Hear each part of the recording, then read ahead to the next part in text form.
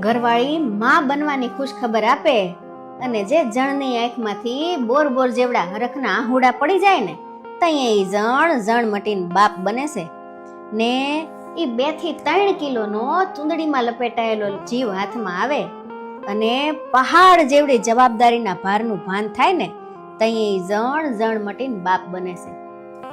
જેની ઊંઘ બગડે તો આખા ઘરને બરાડા પાડીને ગજવી દેતો ઈવડો ઈ આજ અડધી રાતે ઊભો થઈ અને એના રોતા છોકરાને ચૂપ કરાવવા ગામમાં આંટો મારવા લઈ જાય. જેને આવટવા જોતું તું આખી પથારીમાં ઈવડો ઈ આજે એના છોકરાના હાથ પગ દબાઈ ન જાય એટલે એક પડખાભેર હુઈ રે અને જેને ઉઠાડતા ઘડિયાળના આલારામે થાકી જતા હતા એવો ઈ એકી નાના છોકરાની કિલકારીથી હહતો ઊભો થઈ જાય ને તારે ઈ જણ મટીને બાપ બને. એક જ ઝાપટે ગમે એને ભોંય ભેગો કરી દે એવો ઈ ભળ એના છોકરાની નાની એવી ટપલીથી ભોંય ભેગો થઈ જાય તારે ઈ જણ બાપ બને. ને ઓફિસમાં કેટલા એનો સાહેબ થઈને ફરતો ઈ હુકમ છોડતો ભાઈડો જાણે એના છોકરાની નિશાળમાં એના સાહેબો સામે હાજી સાહેબ કરી અને ચૂપચાપ બધી સૂચનાઓ સાંભળે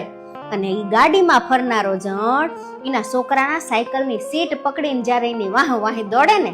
ત્યારે ઈ જણ મટીને બાપ બને છે. ને કાયમ પોતે મોડું ધોળું હલવી લે પણ ઈ છોકરાની નિશાળની ને કોલેજોની ફી ભરવા કાળી મજૂરી કરે પેટે પાટા બાંધે ને ત્યારે ઈ જણ મટી ને બાપ બને છે. ને છોકરાને ખંભે બેહાડીને પોતે ન જોયેલી દુનિયા દેખાડે અને એ કાળમીંડ પાણા જેવો કડક જણ જ્યારે દિલથી રૂ જેવો પોસો થઈ જાય ને ત્યારે ઈ જણ બાપ બને છે. ને વળી બેહો હેઠા એમાં તમને ખબર ન પડે જ્યારે એવું સાંભળે ને ત્યારે હું આવા વાક્યો બોલ્યો તો એવું યાદ કરીને મનોમનીના બાપને યાદ કરે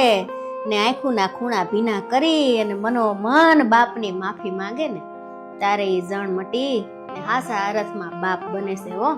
અને બાપ માટે તો એમ કહેવાય કે બાપ વિના બાવડું જાલે ન જગમાં કોઈ,